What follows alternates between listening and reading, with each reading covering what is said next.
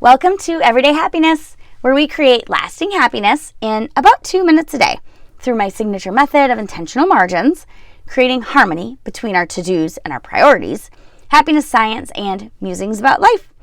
I'm your host, Katie Jeffcoat, and we started the school year over here in the U.S., and most kids are back in the classroom after being home in 2020 and some or most of 2021 during a global pandemic.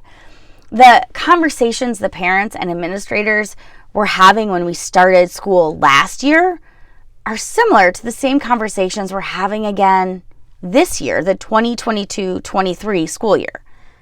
I've been hearing a lot of conversations about loss of the pandemic years, loss of mitigation in schools, and learning loss is literally in every meeting.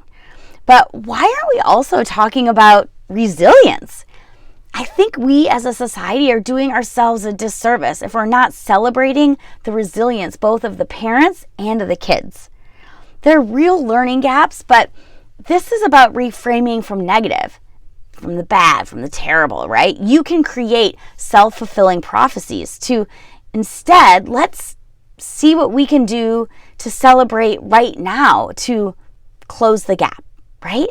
So it's overwhelmingly clear the majority of us parents totally suck as teachers, and we're not that good at managing a home classroom, me included.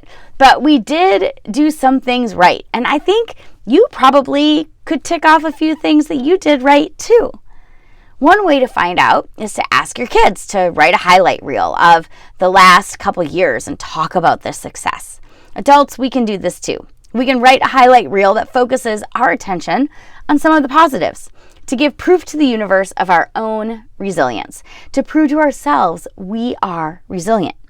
I invite you to reflect on the last 2 years, almost 3 now, and celebrate your resilience. You're here, for starters. You decided to listen to a micro podcast on happiness. That's incredible. You've already created one intentional margin today by pressing play for about 2 minutes.